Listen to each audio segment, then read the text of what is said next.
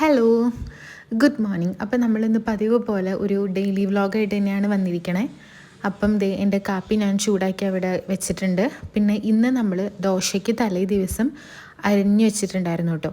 അപ്പോൾ പെട്ടെന്ന് ഒരു മസാല ദോശയുടെ ഒരു പൂതി വന്നു കഴിഞ്ഞപ്പം ഇന്നലെ രാത്രി പോയിട്ട് കുറച്ച് ഉരുളക്കിഴങ്ങ് മേടിച്ചു. ഞാൻ 1/4 കിലോ ഉരുളക്കിഴങ്ങ പറഞ്ഞ് 1/4 കിലോ ഉരുളക്കിഴങ്ങാകുമ്പോൾ എൻ്റെ മനസ്സിലൊരു 5-6 ഉണ്ടെന്നാണ്. പക്ഷേ 4 ഉണ്ടായിരുന്നുള്ളൂ. അതുകൊണ്ട് ചുട്ട് വന്നു കഴിഞ്ഞപ്പം എല്ലാത്തിനും മസാലയ്ക്ക് വെക്കാൻ വേണ്ടിയിട്ട് തികഞ്ഞില്ല. പിന്നെ ഒരു ലാസ്റ്റത്തെ ഒരു 1-2 ഞാൻ സാധാ ദോശ പോലെ തന്നെ ചുട്ടത്. അപ്പം എൻ്റെ ഉരുളക്കിഴങ്ങൊക്കെ അരിഞ്ഞുകൊണ്ടിരിക്കുവാണ് ഞാൻ.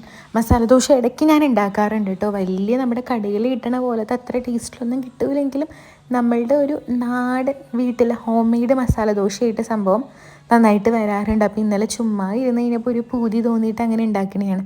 ഏട്ടനോട് ചോദിച്ചു കഴിഞ്ഞാൽ പിന്നെ ഏട്ടൻ നോന്ന് പറയില്ല, ഉണ്ടാക്കിക്കോളാൻ പറഞ്ഞു. അപ്പോൾ എന്തായാലും ഇന്ന് മസാല ദോശ ഉണ്ടാക്കാം നമുക്ക്.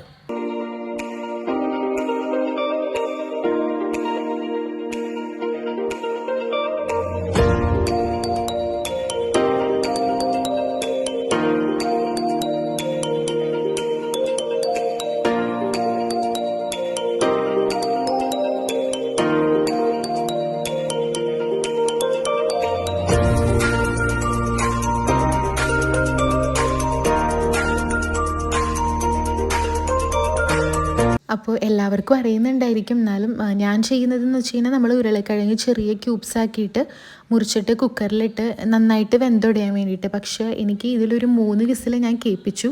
എന്നിട്ടും എനിക്കങ്ങനെ ഉടഞ്ഞ പോലെ വന്നില്ലായിരുന്നു. പിന്നെ ലാസ്റ്റ് എനിക്ക് ഉടയ്ക്കേണ്ടി വന്നു. അപ്പോൾ ഞാനൊരു 3 വിസിലാണ് കേൾപ്പിച്ചത്. സാധാരണ നല്ല ഉരുളക്കിഴങ്ങാണെങ്കിൽ എനിക്ക് തോന്നുന്നൊരു 3 വിസിൽ കേൾപ്പിക്കുമ്പോഴത്തേക്കും നന്നായിട്ട് ഉടഞ്ഞ് വരാറുണ്ട്. അപ്പോൾ നമ്മൾ കുറച്ച് ഉപ്പും അത് വേവാനുള്ള എന്താ പറയുക കുറച്ച് വെള്ളം കൂടെ അങ്ങ് വെച്ചിട്ട് ഞാനിപ്പോൾ ഒരു 3 വിസിലായി കേൾപ്പിച്ചേ. ഒരു 3, 4, 5 വിസിലൊക്കെ കേൾപ്പിച്ചാൽ നന്നായിട്ട് ഉടഞ്ഞ് കിട്ടിക്കോളും.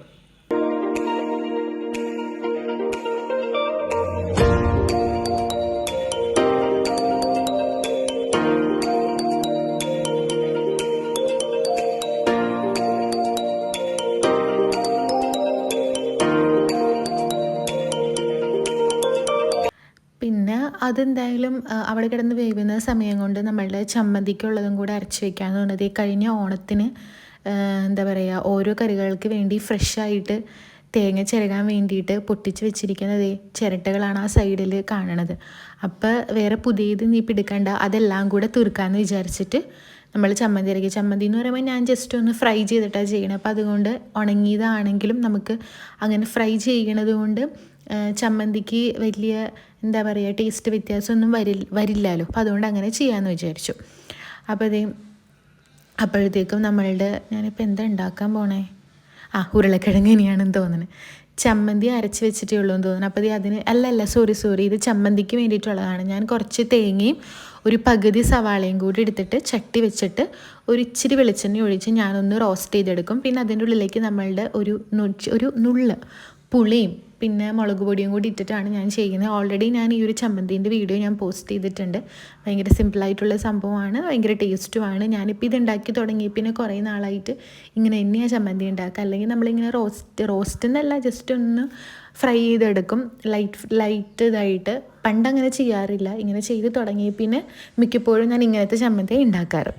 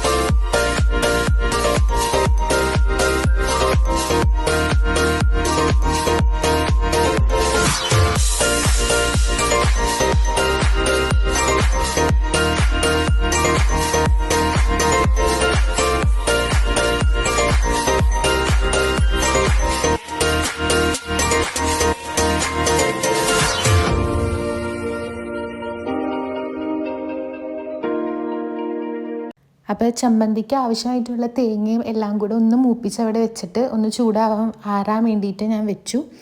അത് കഴിഞ്ഞപ്പോൾ നമ്മുടെ ഉരുളക്കിഴങ്ങിൻ്റെ ഇതിലോട്ട് കടക്കുവാണ്. അപ്പോൾ ഉരുളക്കിഴങ്ങ് ഞാൻ വിചാരിച്ചത്ര എണ്ണ ഇല്ലാത്തതുകൊണ്ട് ഞാനൊരു 2 സവാള എടുത്തു.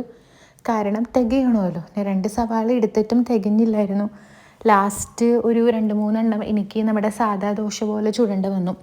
അപ്പോൾ സവാള നമ്മളൊരു ഇച്ചിരി കൂടുതൽ എടുത്തു കഴിഞ്ഞ് അത്രയും കൂടെ ആവുമല്ലോ എന്ന് വിചാരിച്ചിട്ട് ഞാനൊരു 2 സവാളയും കൂടിയൊക്കെ എടുത്തിട്ടുണ്ടായിരുന്നു കേട്ടോ.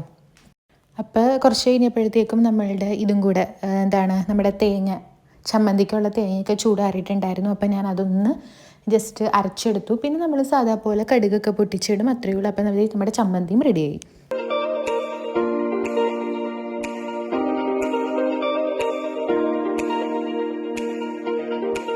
പിന്നെ ഇത് അപ്പുറത്തെ ചട്ടിയിൽ നമ്മുടെ ഉരുളക്കിഴങ്ങിൻ്റെ മസാല ഉണ്ടാക്കാൻ പോവുക. ഞാൻ ചെയ്യുന്ന രീതി ഇതാണ് കേട്ടോ. എല്ലാവരും ചെയ്യുന്ന രീതി ഇതായിരിക്കില്ല.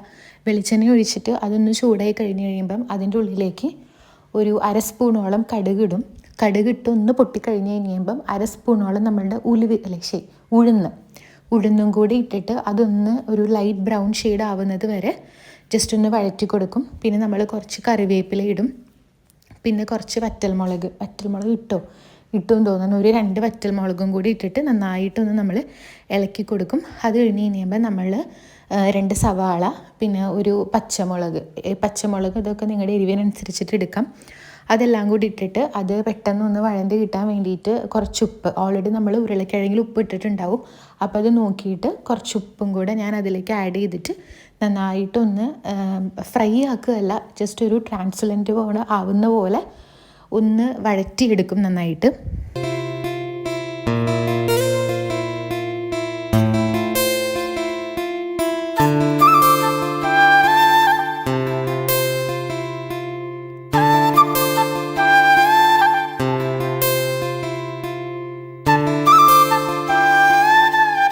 പിന്നെ സവാളയുടെ ഇതിലേക്ക് നമ്മൾ വേറെ ഒന്നും ആഡ് ചെയ്യുന്നില്ല. അതായത് മുളക് പൊടി ആഡ് ചെയ്യുന്നില്ല.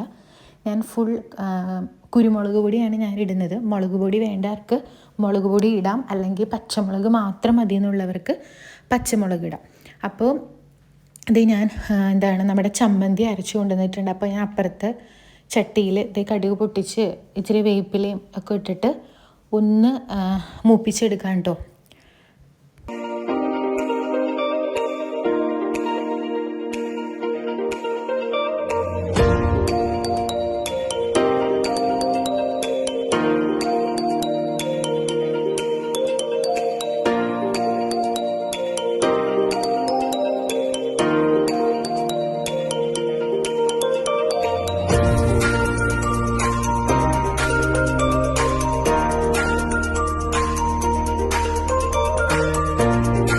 പിന്നെ സവാള നന്നായിട്ടൊന്ന് വാടിക്കഴിഞ്ഞ് കഴിയുമ്പം അതിനുള്ളിലേക്ക് ഞാൻ നമ്മുടെ എരിവിനനുസരിച്ചിട്ട് 1 സ്പൂണോളം കുരുമുളക് പൊടിയും കൂടി ഇട്ടു.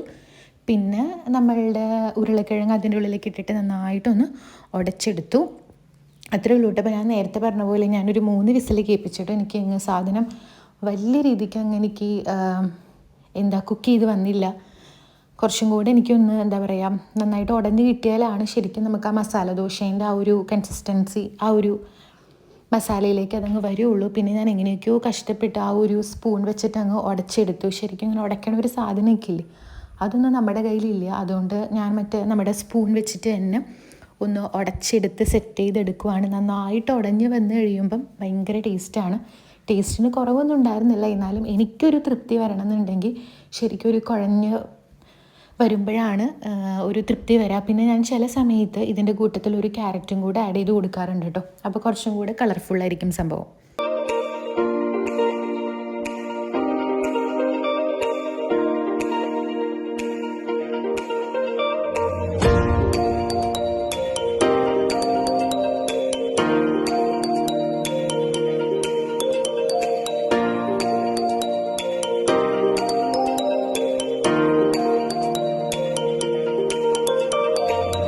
അപ്പോൾ അത് എല്ലാം റെഡിയായി. പിന്നെ ഞാൻ ഓരോ ദോശയും ചുട്ട് അതിൻ്റെ ഇടയിലോട്ട് ഞാൻ സത്യത്തിൽ പിശുക്കിയാണ് ഞാൻ അതിൻ്റെ ഉള്ളിലേക്ക് ഉരുളക്കിഴങ്ങിൻ്റെ മസാല ഇട്ടേ. കാരണം പറ്റുകയാണെന്നുണ്ടെങ്കിൽ എല്ലാത്തിലും റൗണ്ട് ഒപ്പിക്കാം എന്നുള്ള രീതിയിലായിരുന്നു. പക്ഷേ പിശുക്കണേന് ഒരു പരിധിയൊക്കെ ഇല്ലേ എന്നുള്ള രീതിക്ക് ലാസ്റ്റത്തെ ഒരു 2-3 എനിക്ക് നമ്മുടെ മസാല ഇല്ലാണ്ട് സാധാ ദോശ പോലെ ഉണ്ടാക്കി. എന്തായാലും സംഭവം നല്ല അടിപൊളിയായിട്ട് വന്നിട്ടുണ്ടായിരുന്നു. എനിക്കും ഇഷ്ടപ്പെട്ടു, ഏട്ടനും ഇഷ്ടപ്പെട്ടു.